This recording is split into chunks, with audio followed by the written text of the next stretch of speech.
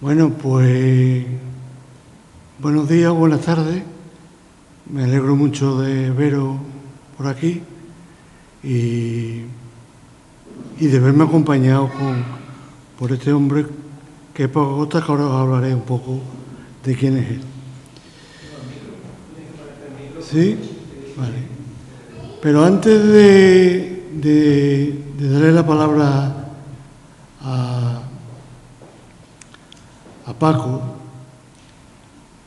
yo quisiera introducir mi intervención hablando sobre la memoria histórica, que es eso a lo que denominamos como memoria histórica y que tanta controversia ha provocado, especialmente en la última década, en la cual se han aprobado leyes, importantes leyes de memoria histórica en este país, siempre impulsadas desde la izquierda, y cómo hemos visto al mismo tiempo cómo la derecha se ha resistido a impulsar esas leyes o a desarrollarlas y en cambio han preferido siempre quedarse con el relato histórico de la dictadura, de la guerra civil que nos dejaron los represores, los franquistas.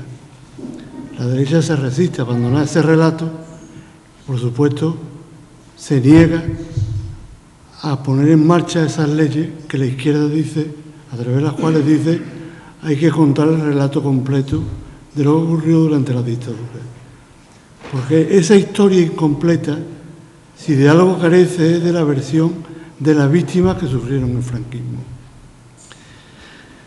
¿Qué significa etimológicamente la memoria histórica? Bueno, memoria histórica es el cúmulo de experiencias individuales, colectivas o de un pueblo. Y es el trabajo consciente de cada grupo humano por conocer su pasado y así conocer, interpretar y transmitir los hechos que se produjeron y que marcaron su propia historia. Dicho esto, podemos deducir que el franquismo también tuvo su memoria histórica, al igual que las víctimas tienen su memoria histórica. ¿Qué nos viene a contar la historia y la memoria histórica del franquismo? Bueno, pues fue una memoria histórica plagada de épica, fue la memoria histórica de un triunfo, de los triunfadores, de los que ganaron el conflicto de la guerra civil. Una memoria que habla de que vinieron a salvar a España, no sé muy bien de qué, porque quien estaba gobernando España cuando los militares franquistas dieron el golpe de Estado, pues era lo que el pueblo había elegido, y era una segunda república y un gobierno democrático.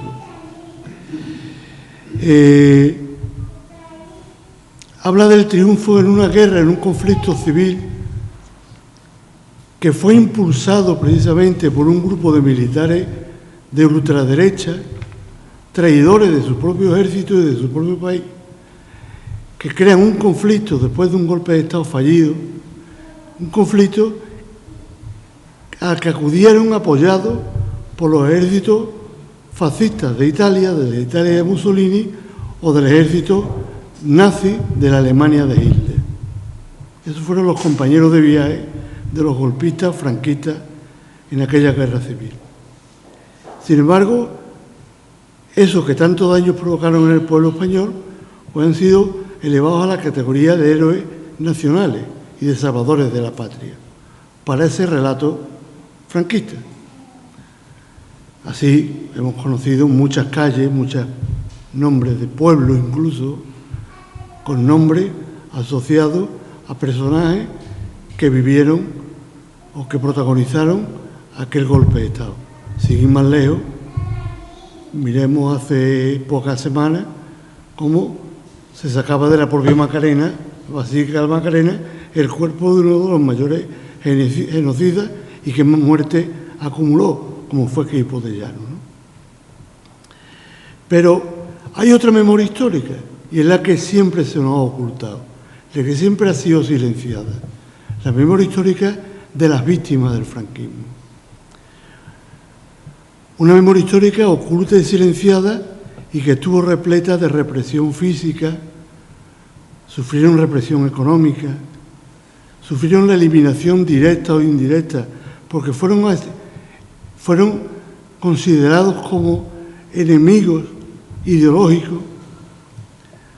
Por eso sufrieron castigo, sometimiento, cautiverio, reeducación. Sufrieron también el drama del trabajo esclavo en los campos de concentración y al mismo tiempo el amedrentamiento y el control por parte de militares hacia toda la población civil. Todo ello se tradujo, por ejemplo, en miles de personas que pasaron por las cárceles franquistas en unas condiciones pésimas de vida, de salubridad, de alimentación, de higiene, de atención sanitaria. Hubo cárceles que fueron ocupadas 5 veces su capacidad de absorción de presos, hasta por 5 veces se multiplicó la ocupación. De todo eso, pues de las cárceles murieron en esas condiciones 20.000 presos detenidos por Franco simplemente por haber sido considerados enemigos ideológicos, sin haber cometido delito ninguno. 1 millón de españoles pasaron por campos de concentración o por campos o batallones de disciplinarios. De ese millón de personas que pasaron por los campos de concentración, donde ejercían trabajo, donde se convirtieron en manos de trabajo esclavas, pues murieron 10.000 españoles, de ese millón que pasó por los campos de concentración. Hubo 120.000 desaparecidos y asesinatos extrajudiciales por parte de los perdedores, de las víctimas del franquismo. De esos 120.000, 55.000 fueron andaluces.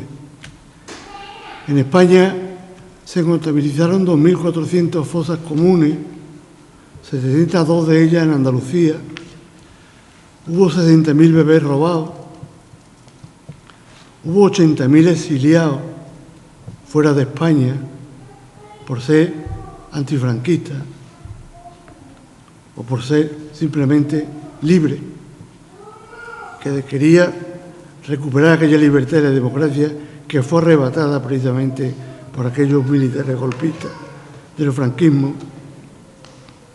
Sufrieron por todo eso, además, persecución y exterminio ideológico. 600.000 de estas víctimas fueron huidos y refugiados en campos de concentración franceses. Se produjo una represión brutal por razones sexoafectivas, por aquellos que, teniendo un determinado sexo, pues tenía otro género. Ellos, por esa condición nada más sexual, fueron considerados también enemigos de la Nueva España que estaba dibujando el franquismo y por lo tanto también sufrieron la represión. Se depuraron profesionales como fueron muchos maestros y muchos médicos, especialmente aquellos médicos que prestaban atención sanitaria a quien no se la podía mantener. Y a los maestros los castigaron mucho, depuraron a muchos maestros, pues eran peligrosos transmisores de una historia que a lo mejor no coincidía con la historia que intentaba implantar el franquismo. Ese relato al que me referí. Aplicaron también lo que se denominó un apartheid sanitario. La vacuna de la poliomielitis se le negó a los hijos de los rojos por el hecho de ser rojos, como le llamaban los franquistas. Hubo 296 campos de concentración en España. 51 de esos 296 fueron en Andalucía y 6 de ellos en la provincia de Sevilla. Yo recuerdo, en un instituto estoy dando una charla y le pregunté a los alumnos si sabían lo que era un campo de concentración. Me decían que sí, y les pedía, por ejemplo, que me dieran el nombre de uno. y todos me decían o Auschwitz o Mauthausen. Digo, ¿para qué os vais a Auschwitz y Mauthausen si la charla la estamos teniendo en la Puebla del Río? En la Puebla del Río, y en San Lucas la Mayor había uno, o en Heliópolis había otro, en el colector de Heliópolis, o en La Corchuela, o en Los Merinales. 6 campos de concentración en Sevilla, en la provincia de Sevilla, 51 en Andalucía, 296 en España.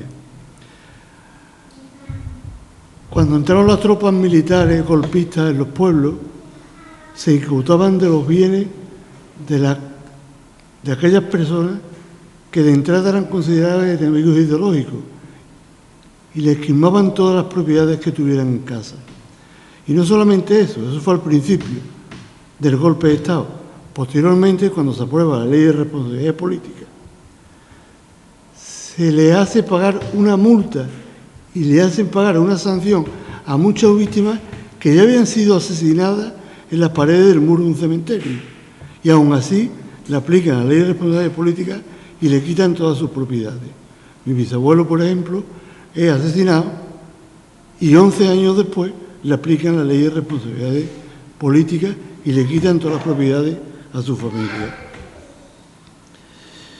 ¿Quién se benefició de esos bienes? Pues esos bienes fueron a parar a instituciones públicas, a la Iglesia y a muchas empresas privadas que habían financiado el golpe de Estado. Por ejemplo, entre Canales y Tábora, y hoy se denomina entre Canales y Tábora Acciona, y en el Huarte, hoy se denomina en el Huarte como OHL, Dragados y Construcciones, la empresa Banús o la empresa de Juan March, que aparte de contrabandista, es un personaje traficante de armas, hoy es la familia de Juan March, es la propietaria de la Banca March, que tiene, entre otras muchas propiedades, no solamente la Banca March, sino tiene la zona de desarrollo de turismo de alto standing en Sotogrande, ahí al lado en Cádiz, que se construyó siguiendo precisamente a partir de los trabajos que hicieron los esclavos franquistas para crear baluartes defensivos por si venían los aliados a combatir el franquismo a través de Gibraltar. Crearon una red de carreteras interiores, de caminos interiores, y esa fue la base de lo que luego fue, de lo que hoy es en la zona de Sotogrande, que es zona del turismo de alto standing. Desgraciadamente, la historia que prevaleció, pues ocurrió lo que ocurre siempre. Siempre escribe la historia los que ganan el conflicto. Y la historia que nos ha quedado fue el relato que de la guerra y de la dictadura hicieron los franquistas. Siempre quedó oculta la historia que sufrieron las víctimas. A mí siempre me gusta decir que las víctimas del franquismo fueron asesinadas 2 veces. Una vez de un tiro en las paredes del cementerio y otra vez condenándolos al olvido, como lo hicieron.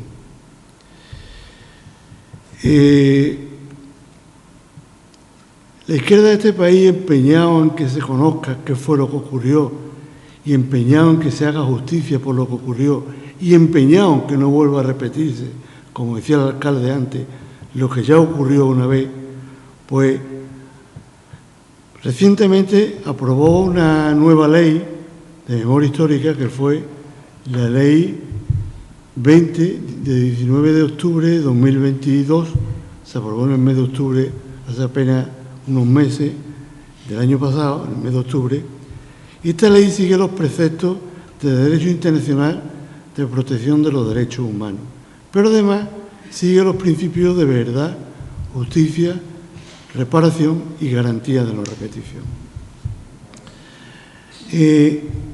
Si la democracia actual española no es capaz de conocer y descubrir la verdad y contar la verdad de lo que ocurrió durante el franquismo, será una democracia que habrá perdido toda su legitimidad y, lo que es peor, habrá perdido toda su alma.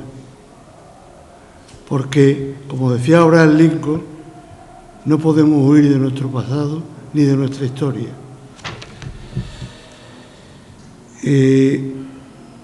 Hubo exterminio ideológico, como decía al principio, se produjeron asesinatos extrajudiciales sin haber pasado por ningún juicio,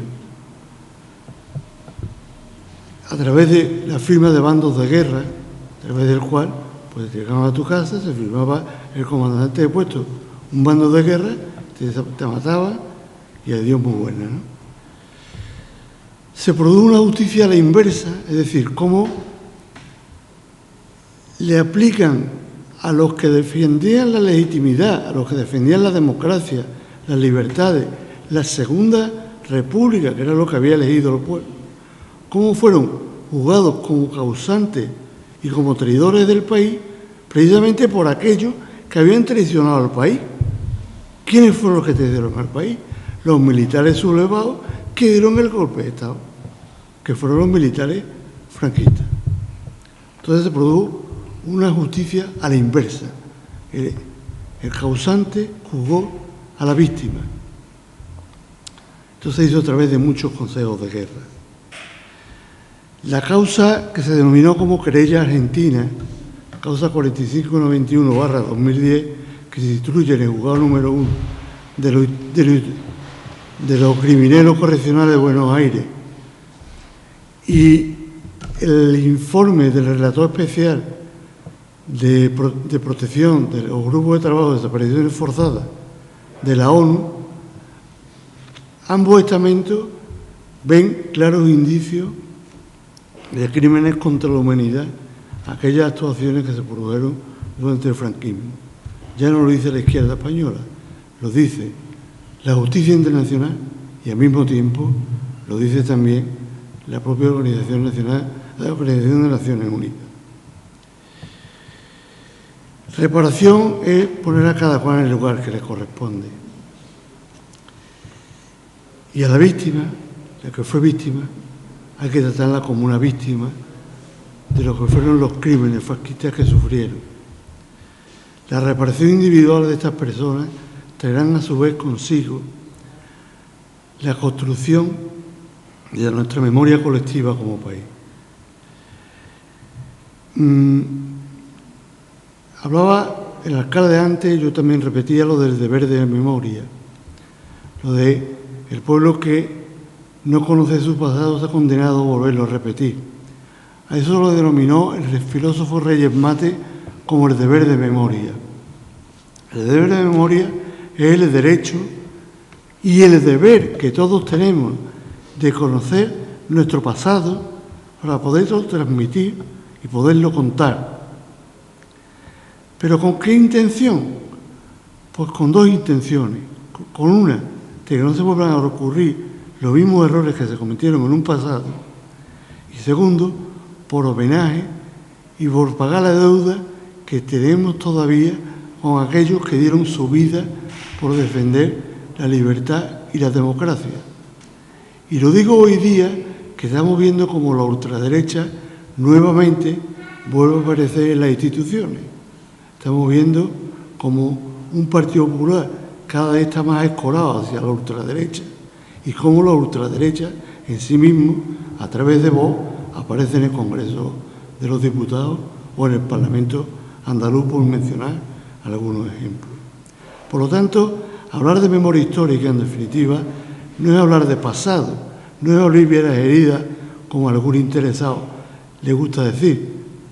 Hablar de derecha es garantizar que no se vuelvan a cometer esos errores en un futuro.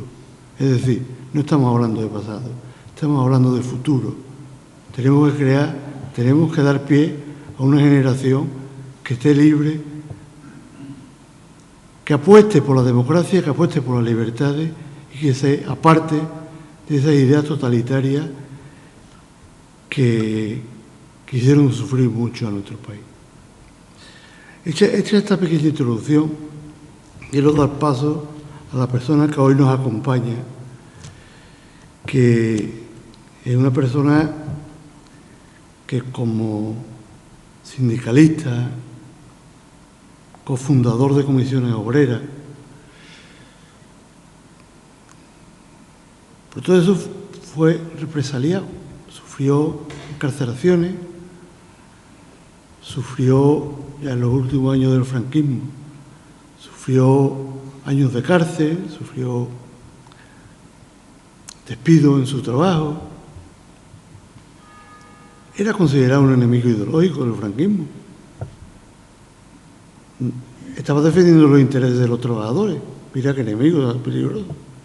Alguien que dio su vida y su juventud a luchar por los derechos de los trabajadores y a luchar por las libertades y la democracia de este país. Es sobre Paco Acosta. Lo tengo aquí a mi izquierda. ¿Quién es Paco? Voy a contaros un poco así, pues la historia de Paco es enorme, pero aún así voy a hacer un esfuerzo y voy a contaros un poco quién fue él, antes de darle la palabra. Paco nació el 1 de junio del 45 e ingresó como aprendiz de mecánica en la empresa Tusan, de Sevilla, en el año 1963. A partir de 1964 comenzó a organizar, junto a varios compañeros, las comisiones obreras en su empresa. Posteriormente, las de transporte y comunicación a nivel provincial.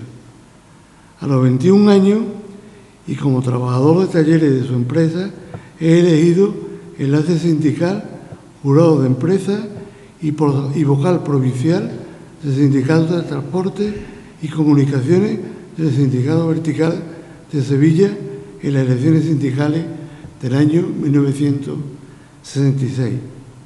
En el año 1964 ingresó en el Partido Comunista de España. Participa en la puesta en marcha de la Intercomisión Provincial de las Comisiones Obreras de Sevilla, que era el organismo de carácter clandestino que éstas se dotaron para dirigir la lucha sindical en las empresas y que existió hasta la constitución de la Unión Sindical Provincial de las Comisiones Obreras. Junto a Eduardo Saborido y Fernando Soto, promueve la extensión de comisiones obreras a Málaga, Cádiz, Córdoba y Granada.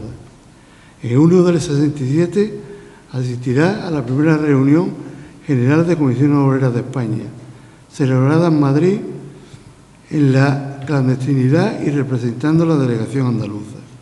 En septiembre del año 67 forma parte de la organización de la primera Asamblea Regional de Comisiones Obreras de Andalucía en la clandestinidad, celebrada en el despacho del abogado Adolfo Cuellar. Desde octubre del 67 a diciembre del 68 cumple el servicio militar, obligando a pasar a ejercer tareas en la organización sevillana del Partido Comunista. En junio de 1969, por mandato de la Intercomisión de Sevilla, junto a otros compañeros pone en marcha el Boletín Clandestino de Información de Comisiones Obreras, que se denominaba Realidad. En octubre del 69 es detenido por primera vez por la Brigada Político y Social, acusado de la confección y distribución de este boletín. Tras su paso por el juzgado es puesto en libertad. Desde la aparición de este boletín, junto a otros compañeros, se hace cargo de la propaganda de comisiones obreras en Sevilla hasta su detención en Madrid en junio del año 1962. El 24 de junio de 1970 es despedido de su empresa por promover una jornada de huelga respondiendo al llamamiento realizado por Comisiones Obreras de Sevilla. El 26 de junio de 1970, 3 días después de su boda, es detenido en Madrid junto a su esposa, Luz María Rodríguez, por participar en la 6ª reunión general de las Comisiones Obreras de España. Acusado de reunión ilegal, es procesado y encarcelado en Carabanchel por el Tribunal de Orden Público. Tras un mes en prisión es puesto en libertad provisional y posteriormente se le solicita por dicho tribunal 2 años y 8 meses de prisión. Luz María queda en libertad sin cargo. Tras salir de la cárcel, trabaja de taxista en Sevilla y continúa su activismo en la dirección de Comisiones Obreras, propiciando la organización de las comisiones Obreras de Andalucía. Desde diciembre de 1970 a mayo del 71, durante la vigencia del estado de excepción implantado por el gobierno franquista, residió con otros compañeros, Eduardo Saborido, uno de ellos, Jaime Baena, después citado entre el público, y otros dirigentes sindicales y del PCE en pisos clandestinos ante la represión desatada en Sevilla contra ambas organizaciones. El 24 de junio del 72 es detenido junto a otros sindicalistas en Pazuela de Alarcón en una reunión de la Dirección Nacional de Comisiones Obreras. Son encarcelados en Carabanchel y posteriormente procesados por el Tribunal de Orden Público en el proceso denominado como proceso de 1001. Es condenado junto a sus compañeros por este tribunal en diciembre de 1973 en más de 162 años de cárcel, de los que le correspondieron a Paco 12 años y un día. El 15 de febrero del 75, por sentencia del Tribunal Supremo, que rebajó las condenas, es puesto en libertad tras cumplir cerca de 3 años en Carabanchel. Tras salir en libertad, es elegido miembro del Comité Provincial de Comisiones Obreras del Partido Comunista. Durante el 75 y 76 vuelve a trabajar de taxista. En julio del 76 participa junto a la delegación andaluza, en la Asamblea General de Comisión Obrera en Barcelona, celebrada en clandestinidad, para decidir el futuro de la constitución de la organización en central sindical. En septiembre del 76 participa en la coordinación de la Dirección Ampliada de Comisiones Obreras en la clandestinidad, en el despacho de los abogados laboralistas de la calle Atocha, en Madrid, para constituir la Confederación Sindical de Comisiones Obreras, pasando asimismo a formar parte de su comisión ejecutiva. En octubre de 1976 es elegido secretario general de la recién creada Unión Sindical de Comisiones Obreras de Sevilla en la clandestinidad. Durante 1976, ya muerto Franco, es detenido otra vez más por la Policía Político-Social en 3 ocasiones. La celebración, entre ocasiones, en la celebración de asambleas clandestinas de trabajadores, tras su paso por los juzgados puestos en libertad. En febrero del 77 participa en la constitución de la Unión Regional de Comisiones Obreras de Andalucía. Allí fue elegido miembro del secretariado. A esta reunión clandestina, celebrada en Sevilla, asisten 300 delegados de toda la región andaluza. Es disuelta por la intervención de la policía.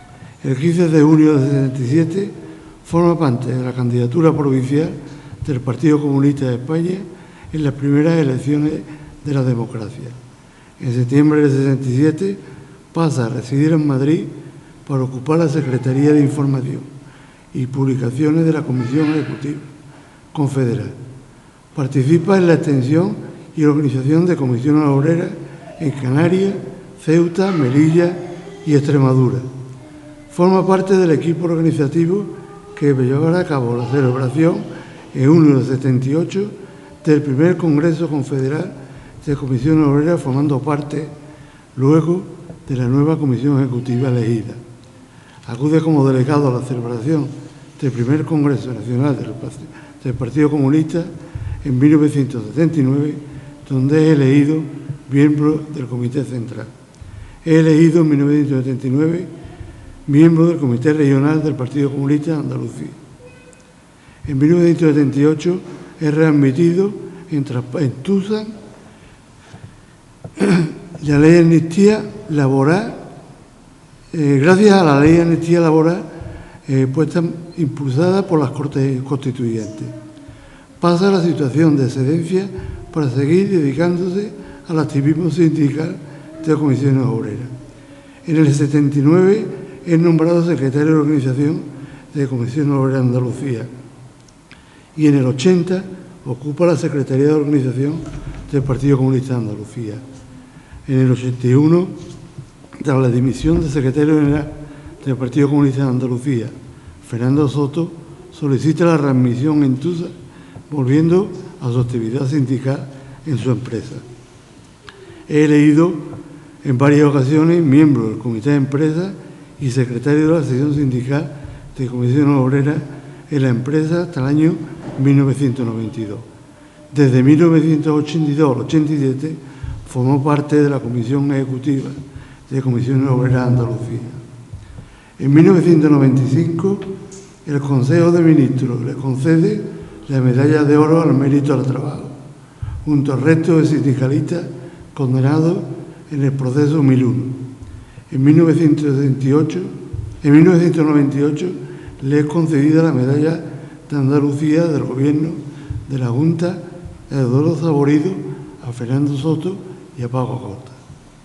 En 2010, el Ayuntamiento de Sevilla le concede la Medalla a la ciudad, siendo nombrado miembro honorario de la Corporación Municipal, al igual que Fernando Soto y Eduardo Saborido. Actualmente forma parte del patronato de Fundación de Estudios Sindicales del Archivo Histórico de Comisiones Obreras de Andalucía. Desde 2017 forma parte del patronato de Fatua. Si alguno sabe dónde estuvo la cárcel de la Ranilla, hoy, justo en el solar de al lado, hay un centro cívico en Sevilla, que lleva por nombre Centro de Estudios Sindicales Soto, Saborido y Acosta. Acosta es Francisco Acosta, el hombre que tengo a mi izquierda y al que le paso la palabra y le doy la bienvenida por aquí. Bueno, muchas gracias a ti por haber narrado de manera, yo creo que muy humana, una gran parte de mi biografía, los rasgos más generales, ¿no? Y además quiero agradecer a él en primer lugar, pero también a todos los compañeros, aquí está Jaime Baena, está Montaño, de la Coordinadora de Organizaciones de Memoria Democrática e Histórica, por haberme invitado a este acto, que creo que merece la pena que se hagan estas cosas cada vez más, aunque desgraciadamente pues siempre hay algún que otro número de dificultades. Yo voy a tratar de ser rápido también, porque tengo la costumbre, desde hace ya muchos años, he tenido la suerte de que en los últimos 20 años, pues sitios como este, ciudades de distintos lugares de España y sobre todo bastantes de Andalucía, que me han llamado para hablar un poco de mi vida y hablar un poco de lo que significa la lucha sindical y política en la época de la dictadura. Entonces, tengo por costumbre, yo creo gozar de buena memoria, tengo la cabeza todavía bien puesta en el tema de la memoria, pero me gusta lo que yo tengo que expresar espontáneamente, me gusta normalmente traerlo por escrito, porque así no se me escapa nada, no alargo el discurso y además estoy en condiciones de responder mejor a las posibles preguntas que me puedan hacer. Yo lo que tengo aquí escrito es de mi propia mano y creo que lo expreso con el mismo sentimiento que si no tuviera el papel, pero creo que mi experiencia de todos estos años me dice que cuando se habla escrito por uno mismo estos temas, pues no son exhaustivos y se va mucho más a los concretos. Entonces paso a continuación a daros lectura, una lectura que casi siempre trato de interpretar, puesto que no me la ha escrito esto nadie, sino que son mis propias vivencias. Yo entonces quiero decir antes que nada que voy a empezar por lo que creo que nos mueve a todos aquí, que ha sido también parte de la intervención de Antonio, que es recordar que el pasado año fue aprobada una nueva ley de memoria histórica por el Gobierno de la Nación, que mejoraba en gran medida la anterior. Había una del gobierno de Zapatero, de 10 años antes, que en la práctica se llegó poco a poner en marcha, debido sobre todo a que poco después cambiaba la mayoría en la gobernación de España y tuvimos 2 legislaturas a cargo del PP, con lo cual entonces esta ley de memoria histórica que seguramente no cubrió las necesidades que mucha parte de los que estuvimos y otra parte de la población quería, pero sin embargo hemos tenido yo creo que la suerte, o bien el hecho de que el gobierno, de este gobierno actual, que todavía nos rige, haya vuelto a mejorar y enmendar y ampliar los beneficios y el recordatorio. Sobre todo, lo que más me interesa de esta ley es que es un nuevo recordatorio a la sociedad española en general y sobre todo a las nuevas generaciones, de que aquí pasó algo muy importante y que ninguna sociedad en sus cabales puede dar por olvidado y cerrado, como si hubiera sido un suceso que duró un corto espacio de tiempo, ¿no? Por ello voy a tratar de exponer algunas consideraciones, no sobre la ley, porque esas consideraciones deben hacerlas expertos en cuestiones de legislación, pero sí por mi condición de militante antifranquista, afectado por la misma, ciertos rasgos históricos y de experiencia personal sobre hechos acaecidos tras el golpe de Estado franquista en julio de 1936 y que dio al traste con el modelo democrático que representaba la Segunda República, restaurado en el actual sistema democrático vigente en España desde junio de 1977, tras 40 años de dictadura. Los movimientos reivindicativos más duraderos en el tiempo para recuperar esta memoria que trata de poner en marcha la ley y de ese lamentable periodo de la historia de España han estado ligados fundamentalmente a la recuperación de los restos físicos de las víctimas del terror franquista sumergidos en el más cruel de los anonimatos por los vencedores de aquel golpe militar. En los 40 años que duró el régimen franquista, una vez liquidada casi toda oposición política al mismo, siguió existiendo una cruel represión, articulada desde el primer momento alrededor de los tribunales militares desde 1936 hasta los años 60 del pasado siglo. A principios de esa década, el Estado franquista, internacionalmente en lo político y en lo económico, por las naciones democráticas de casi todo el mundo, estaba bastante aislado. Para mejorar la imagen de este Estado franquista, del mismo comenzaron a producirse cambios en su interior, no cambios para restaurar la paz y la convivencia de los españoles, sino cambios en los criterios para el desarrollo de una economía capitalista por parte de las élites del sistema. Es decir, España se había quedado tras la guerra con una economía de autoconsumo, lo que se ha llamado el periodo de autarquía, que sumergía cada vez más, al contrario de lo que estaba pasando en Europa, con una gran pobreza en la población. No había avance de un año para otro. Entonces, las élites más avanzadas del capitalismo español, junto con algún político dentro del sistema, creyeron conveniente que no se podía seguir así, tanto en la estructura del Estado en materia económica como también política. Y una de ellas tuvo que ver con las relaciones laborales. Yo soy trabajador y siempre hablo de ello, son fundamentales en cualquier país avanzado, industrial y económicamente desarrollado.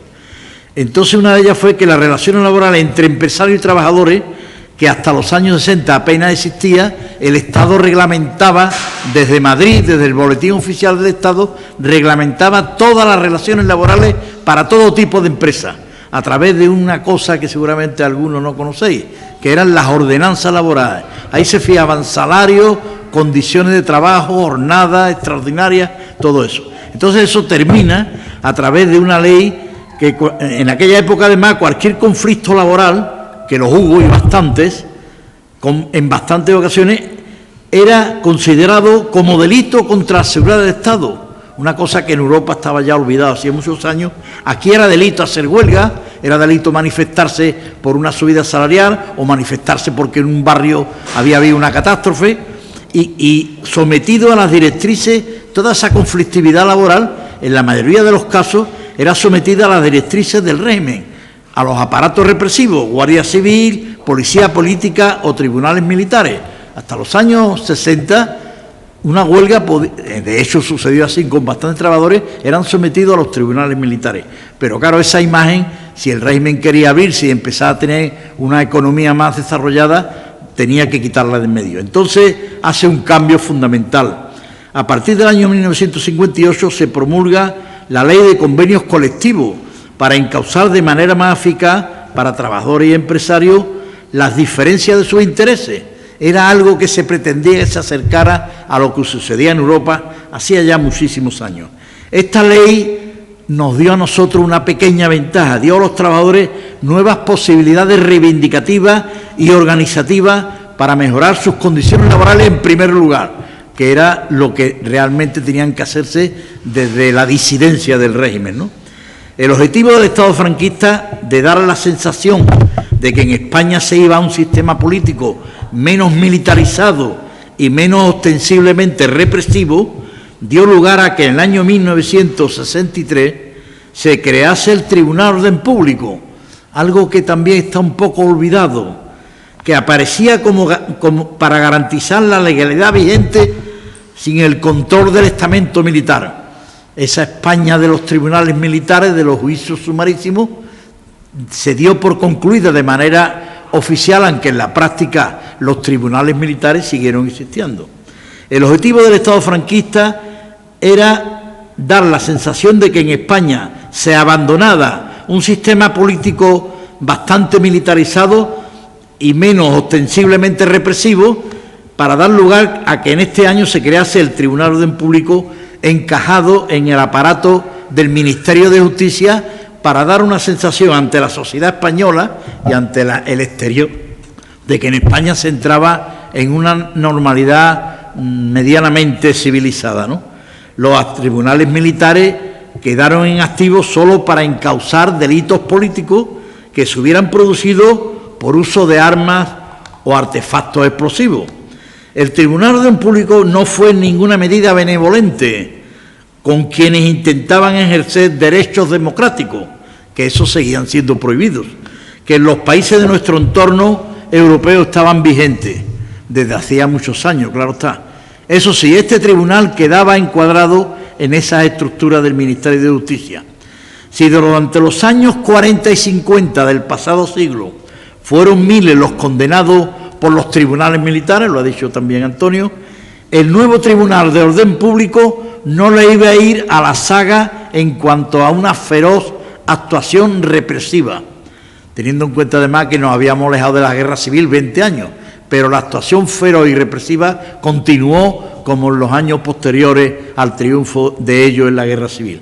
Y al principio de la década de los años 60 inicia, debido a estas directrices nuevas de los que dominaban el capitalismo en España, un importante desarrollo industrial. Millones de trabajadores marchan de los pueblos agrícolas sumidos en la miseria a buscar mejores oportunidades económicas en las zonas industriales. Una de las características de la mayoría de esta nueva clase obrera, y este dato es muy importante, porque si no, no se comprende lo que llegó hasta el triunfo contra el sistema y el inicio de la democracia, es que esta nueva clase trabajadora no ha vivido la guerra civil y, en todo caso, lo que sí ha sufrido sus consecuencias, es decir, sus penalidades, claro está.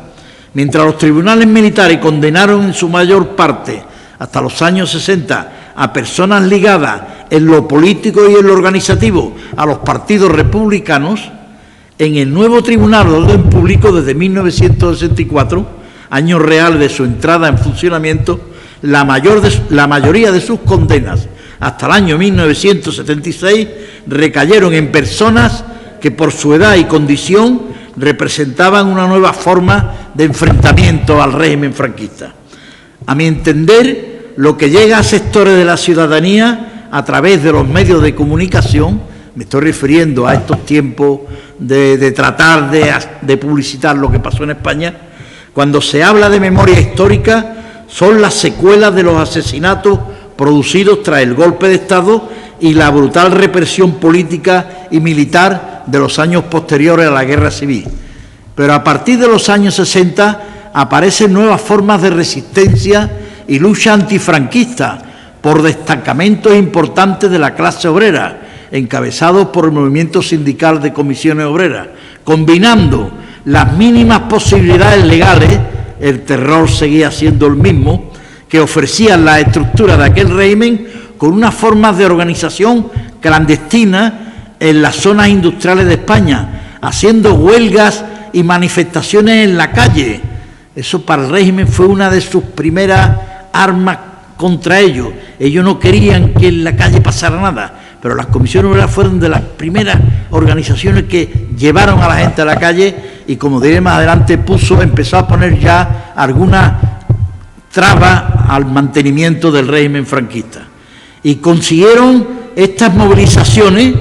Primero se luchaba por mejorar las condiciones laborales, las condiciones sociales y económicas, y luego se exigía al mismo tiempo libertad, democracia y el fin de la dictadura, consiguiendo horadar y desgastar las instituciones franquistas hasta su total derrota en el año 77, con la alianza, no solamente los trabajadores fueron, de movilizaciones de otras capas de ciudadanos, en primer lugar los estudiantes, intelectuales, movimientos ciudadanos, vecinales y campesinos, hasta llegar a las elecciones democráticas del 15 de junio de 1977. Todo ese periodo no puede caber en una charla mía, ni en una sesión como la de hoy, que tiene que tener un límite, ¿no? Hay documentos de las instituciones franquistas que dan prueba de la preocupación y el temor que estas nuevas formas de lucha de los trabajadores les producía. Y lo tengo aquí escrito porque esto no es mío, esto es que lo he sacado de documentación. Yo formo parte de ese patronato del Archivo Histórico de Comisiones Obreras, y ahí nos han llegado documentos del régimen. Nuestros investigadores han alrededor de esto que está moviéndose y que está teniendo repercusión en la sociedad, que son las comisiones obreras. Y dice un técnico del sindicato vertical, que era parlamentario, procurador, decían entonces, procurador en corte. Este técnico del sindicato vertical de hostelería, es decir, que está totalmente contrastado con documentación. Esto está recogido de un acta del debate de aquel día. Y dice este señor: pretendo con este informe determinar el matiz plenamente comunista de las llamadas comisiones obreras, instrumento fundamental del Partido Comunista en las actividades subversivas de tipo laboral, alteraciones de orden público, la calle, lo que yo decía antes, y propósito de dominio de las bases sindicales de nuestra nación. Las bases sindicales eran los trabajadores. Motiva este informe la necesidad de que se conozca en toda su realidad las actividades de comisiones obreras, y destaca su peligrosidad no solamente en el campo laboral, sino también en el terreno político, ya que dado su matiz y dependencia comunista, sus actividades en lo laboral, en la calle y dentro de las empresas, es simplemente un escalón para alcanzar objetivos más trascendentales, como son la desaparición del sindicato vertical y el derrocamiento de nuestro régimen. Vamos, ese lo tenía claro. Y ahí ese foco que iniciamos, un grupo de gente, de trabajadores en toda España, pues ya en el año 67 habíamos armado ya un pequeño revuelo en un país totalmente todavía reprimido y con falta de libertad de todo tipo, incluida la libertad de prensa. Pero ahí no queda eso. Ya en el 70... el informe del Ministerio de la Gobernación da instrucciones a los aparatos represivos, a la policía política y, en cierta manera, al Tribunal de Orden Público, que ya estaba funcionando. Hay que impedir la celebración de asambleas a toda costa. Ahí estaba la clave, que los trabajadores se expresaran. Y en caso de no ser posible esto, hacerlas abortar por los procedimientos usuales. Represión, disolución, policía en la calle dando porrazos y eso, y metiendo a alguna gente en la cárcel. El futuro de las comisiones obreras, sigue diciendo el Ministerio de la Gobernación, depende de la postura y actuación del Gobierno. Está pidiendo más mano dura. Si no se adoptan medidas adecuadas al movimiento obrero por ella representada, las comisiones obreras, actuando de forma coordinada, pueden llevar al país a una situación de caos. O si, por el contrario, el Estado, que dispone de medios sobrados para aplastar la todavía heterogénea organización de esta, los emplea, pueden causar el movimiento hasta llegar a integrarlo en el sistema, que lo intentaron. Sobre todo a partir del año 63 ya estaban intentando comprar a los primeros promotores de comisiones diciendo, bueno, venirse al sindicato vertical, si aquí ustedes podéis hacer cosas. Nosotros no queríamos que el sindicato vertical nos absorbiera, porque el sindicato vertical era uno de los instrumentos más sostenedores del sistema fascista en España, ¿no? Entonces decía, para terminar, dice, es urgente y muy necesario adoptar medidas enérgicas, viniendo de la era leña, para combatir la negativa labor que realizan en evitación de conflictos de mayor entidad. Es decir, que esto es un ejemplo de lo que llegó a significar aquello y de la influencia que creo modestamente que tuvo esta movilización de trabajadores, sobre todo, para debilitar la estructura del régimen. El régimen no se cayó de un batacazo de un día para otro, pero se le fue quitando los cimientos y se desboronó un poco, como ya creo que algunos de los que estáis aquí lo visteis, sin apenas derramamiento de sangre, cosa que en otros sitios eso no había sucedido. El Tribunal de Orden Público fue desde su creación el más importante represor de todas las movilizaciones de los trabajadores. Por mi pertenencia a la clase trabajadora, y ahora hablo un poco de mí, porque creo que es parte de lo que aquí se pretendía hoy, he sufrido indirecta y directamente las consecuencias de la represión franquista. Mi abuelo materno, en su condición de sindicalista y de concejal del Ayuntamiento de Jerez de la Frontera, elegido en las elecciones municipales de 1931, fue sindicalista, primero de UGT, luego de CNT, y formaba parte del Partido de Izquierda Republicana. Fue fusilado y hecho desaparecer sus restos, que aún no han sido encontrados. Por ahí ya me toca una parte de la persecución franquista. A partir del año 1964, en el que me incorporé a las comisiones obreras, fui detenido por la policía política en varias ocasiones, despedido de la empresa donde trabajaba por llamar a la huelga, procesado y condenado por el Tribunal de Orden Público en 2 ocasiones, la última en diciembre de 1973, junto a 9 compañeros de comisiones obreras, a lo que nos impusieron un total de 162 años de cárcel.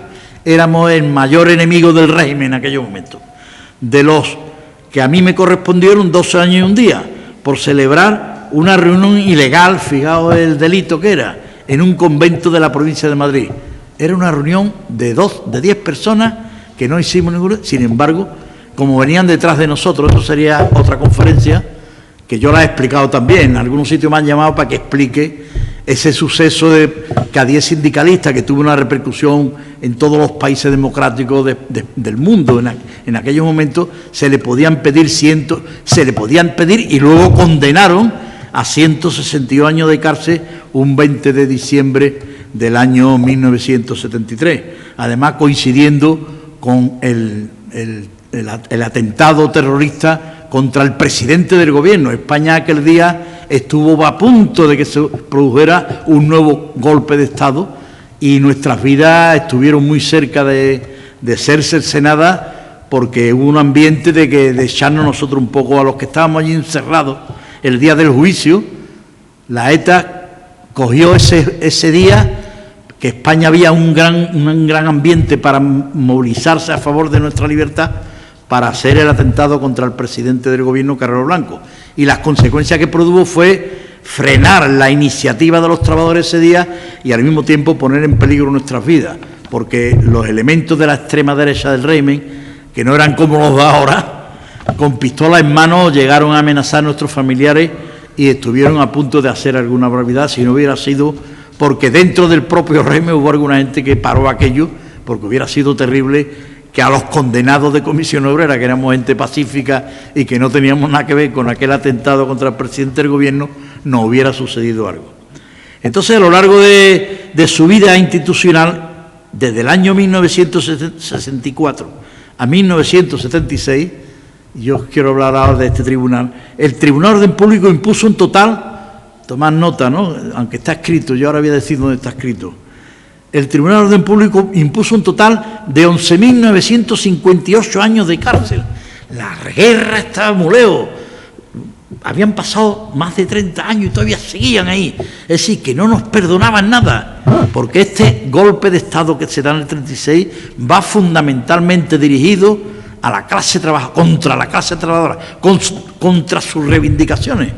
No sé si sabéis que la primera proclama que hace Queipo de Llano en Sevilla, que es donde triunfa el golpe en primer lugar en toda España, va dirigida contra los trabajadores, diciendo que el que se vaya a hacer una huelga contra este golpe de Estado, el 18 de julio sale este escrito, que lo leen por la radio los vencedores en aquel momento del golpe: cualquier trabajador que se declare en huelga será pasado por las armas.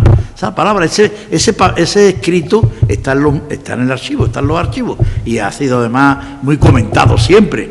Y poca gente han tomado, muchas veces no se habla de que ese fue el motivo principal, acabar con lo que ellos llamaban la subversión de la clase trabajadora, por conseguir unos niveles de bienestar que hasta durante siglos habíamos tenido bastante mal, ¿no? Entonces impuso un total, como decía, de 11.950 años de cárcel.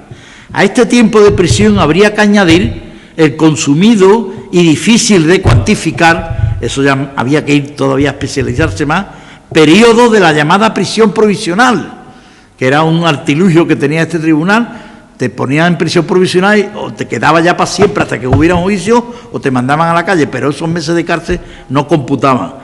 Y casi todos los procesados tuvieron prisión provisional y cumplieron incluso antes de ser condenados. Sí, que antes de ser condenado te metían en la prisión provisional. Además de la imposición de multas, que es un factor que también se olvida cuando se habla de la represión franquista. La imposición de multas es un invento también de este Tribunal de Orden Público. Y además en este periodo, solamente en 12 años, se llegó a imponer, eso está escrito, esos son papeles que existen, 32.461.000 pesetas de multa a la mayoría de los procesados en el Tribunal de Orden Público. Y que los condenados por esta sanción, como la mayoría éramos trabajadores, no podíamos abonar, porque te ponían 100.000. A mí me pusieron, en el juicio ese del 1001, a mí a todos 100.000 o 200.000, creo que pusieron 200.000 pesetas de multa, pues eso eran 3 o 4 meses de cárcel, aparte de lo que te pusiera luego el Tribunal de Público. Como no podíamos abonarla, aumentábamos el tiempo de prisión provisional. Eso los que salían en libertad provisional luego. En el caso nuestro no salimos, claro. Entre 1964 y 1976 se incoaron 22.000 procedimientos judiciales. ¡Qué barbaridad!, ¿no? Estábamos ya en la modernidad. Eran los años, y como es natural, a partir del año 1967, el número de procedimientos fue en aumento progresivamente. Es decir, de esos 22.000, cuando llega el año 67 pega un salto, se puede ver en los documentos que existen, ¿no? ¿Por qué? Porque en 1967 el Tribunal Supremo declara a las comisiones obreras subversivas, ilegales y enemigas del régimen, y entonces pasan a ser sometidas a las cuestiones penales, igual que en aquel tiempo los partidos antiguos republicanos, entre ellos el Partido Comunista y algunos más que se dedicaran un poco a tratar de derrocar al régimen.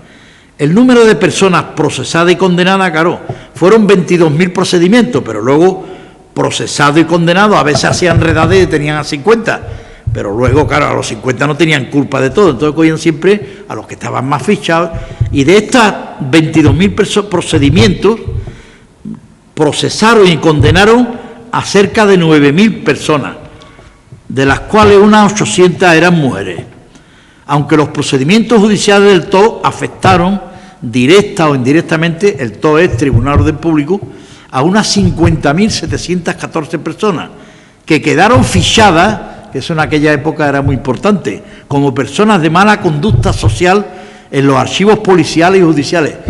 Cuando te fichaban, ni te daban pasaporte, y si ibas a buscar trabajo, la empresa echaba mano de la ficha y decía, oiga, usted está... Sí, que era un doble castigo por una cosa como esa, que era solamente por el hecho de haber sido convocado o detenido por la Brigada Político-Social o por el Tribunal de Orden Público. Aunque luego no te procesaran ni te condenaran, tú ya quedabas fichado. Los procesados cuyas edades estaban comprendidas entre los 18 y los 35 años, la juventud, esa es la juventud de aquella época, mucho más que ahora, supusieron el 75% de los encausados. Era un movimiento joven, nuevo, todos aquellos que se enfrentaron al franquismo a través y pasaron por este tribunal, éramos la juventud de España que queríamos definitivamente pegarle un empujón a este sistema. No participamos en la guerra civil, nacimos después de la contienda, El espíritu de exterminio físico e ideológico contra la clase trabajadora, he dicho de esto, algo antes he dicho de esto, el espíritu de exterminio físico e ideológico contra la clase trabajadora y la izquierda política y sindical, que fue la razón principal para promover el golpe de Estado contra la República, continuó sin desmayo hasta el final del régimen. La trayectoria represiva de este tribunal en los 12 años en que estuvo en funcionamiento dan fe documental de ello. Vamos, no son mis palabras, son los papeles que están ahí y la propia historia que vivimos centenares y miles de trabajadores. Hay que destacar que las provincias de mayor incidencia de procesados, algo más del 45%, eran naturales de Madrid, Barcelona, Vizcaya, Guipúzcoa, Sevilla y Asturias, los núcleos de la clase obrera industrial. Sevilla era quizá la más pequeña, pero conseguimos montar un tinglado en las pocas fábricas y empresas que teníamos, que llegó un momento dado a asustar al régimen. De hecho, y esto ya fuera de lo que yo tenía que decir, en Sevilla en el año 70 tuvimos una cantidad de huelgas enormes y en el año 71 mandaron al comisario más criminal que se había especializado en tortura tanto en Barcelona como en el País Vasco. Se llamaba Juan Crey. Ese hombre lo mandaron a Sevilla con el expreso fin de acabar con toda oposición al régimen desde el punto de vista sindical fundamentalmente y político. ¿Y sabéis lo que hizo? Coincidiendo con que hubo un estado de excepción, que como creo que se ha dicho ya algunas veces por ahí, el estado de excepción era, el régimen entonces era la dictadura dentro de la dictadura. Con la dictadura no teníamos apenas nada, pero llegaba el estado de excepción y te quitaban. Una de las cosas más importantes era, en la dictadura te reconocían que después de 72 años de detenido en la comisaría por parte de la policía política, te tenían que mandar al juez, que no era amigo nuestro, era más bien amigo de la policía. Pero por lo menos eso te libraba de la tortura física y moral que era estar en las dependencias policiales. Pero con el estado de excepción eso se quitaba y te podían tener meses en comisaría, te podían llevar a la cárcel, sacarte de la cárcel y volverte a interrogar. Y eso sucedió en Sevilla en los meses que va desde enero hasta la primavera, hasta el mes de abril. Y fueron centenares las personas que pasaron por allí y algunos de ellos bastante torturados, sobre todo las personas más jóvenes. Entonces, el 50% de los procesados y condenados por el TO fueron 6.247, para ser más precisos, fueron trabajadores asalariados. Si la mitad de todos esos procesados, de esos 8.000, 4.000 y pico fuimos trabajadores asalariados de distintas actividades, desde administrativos hasta obreros manuales de todo tipo. Y cerca del 22%, fue una lucha muy importante la suya, fueron estudiantes, lo cual ratifica el carácter antiobrero de este tribunal. Nacieron para combatirnos en el nuevo terreno que había propiciado la ley de convenios colectivos. Estos datos los he extraído de un libro fundamental para conocer la historia de un tribunal, de este tribunal, y yo recomiendo que el que pueda le eche una mano porque merece la pena, es un libro emocionante, escrito por un militante antifranquista, abogado laboralista, fue militante del Partido Comunista de España y condenado por dicho tribunal allá por los años 60. Este hombre, en su calidad de abogado, fue condenado y pasó años de cárcel en las cárceles franquistas. Ya en la democracia llegó a ser magistrado, este hombre, y doctor en Derecho. Se llama Juan José del Águila, es andaluz, de la provincia de Cádiz, y el nombre de su libro se llama El TOP, Tribunal de Orden Público, la represión de la libertad, 1963-1976. Merece la pena porque viene una cantidad de datos y de historia.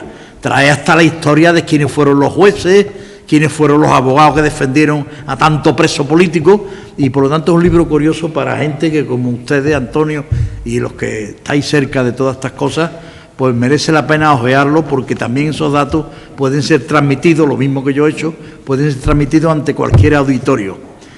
Y hay otro aspecto de la represión franquista, ya termino con esto, acaecido a partir de los años 60, acaecido a partir de las luchas de los trabajadores en las empresas y en la calle de carácter abierto, asambleario, y se habla muy poco. Eso también fue represión y muy dura, y cambió la vida de centenares de personas y los puso en condiciones muy malas.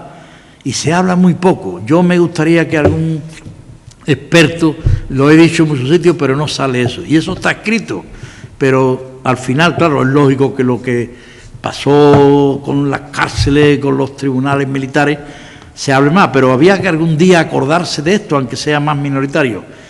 Y es que lo del tema de la represión laboral, ejecutada por un buen número de empresas que estaban en complicidad con la policía política.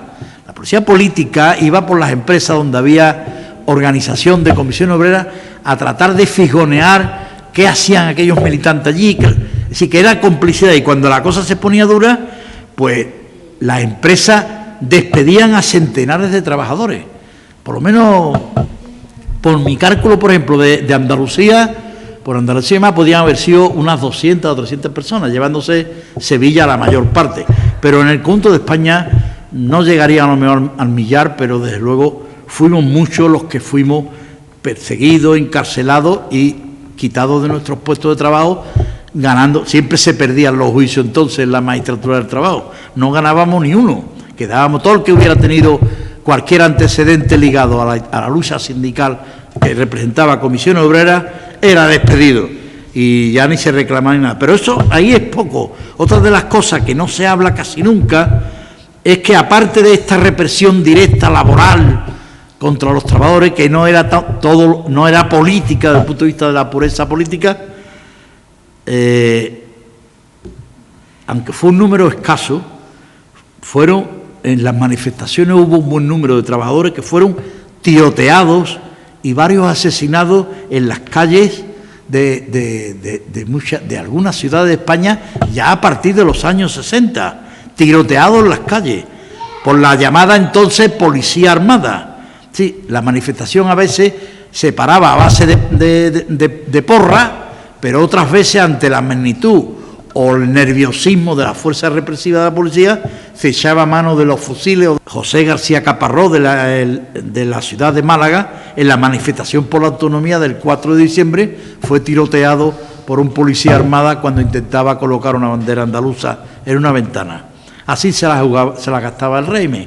Todo lo que se quiera ahora decir luego, pues...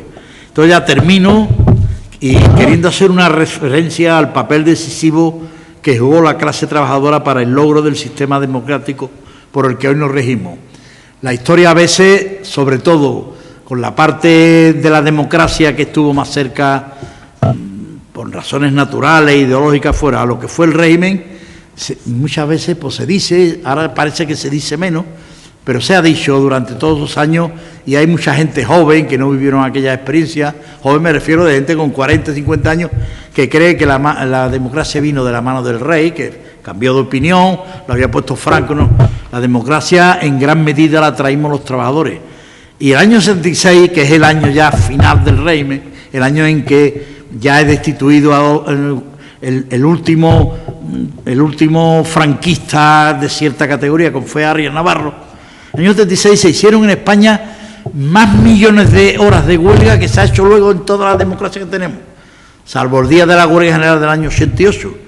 Y esa forma de lucha de aquel año hizo posible que Juan Carlos cambiara de jefe de gobierno y pusiera a un hombre que ya estaba convencido que la salida de España no era nada más que la democracia, que fue Adolfo Suárez, y que hizo posible que la democracia avanzara. Pero ya sabéis, en el año 76 nos detienen todavía, nos matan, ¿no? Eso, es decir, que hasta que no llegó el 77, en cierta manera, y el reconocimiento del derecho de sindicación y el que hubiera libertad para todos los partidos políticos, es cuando termina realmente la... Entonces yo quiero resaltar que la clase trabajadora jugó un papel fundamental. No fuimos los únicos, pero fuimos el motor que fue allanando el camino para que las estructuras del régimen se fueran diluyendo.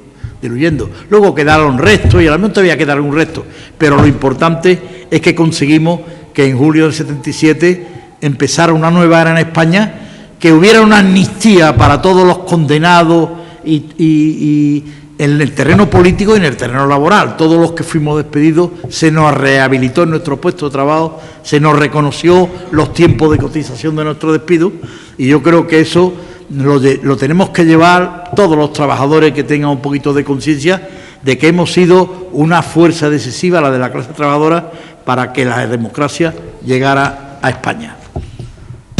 Ya está. No sé si he sido muy largo. Gracias. Gracias. Muchas gracias por tu intervención y, por supuesto, por tu sacrificio, tu esfuerzo y tu lucha por los derechos de los trabajadores, por la libertad y por la democracia.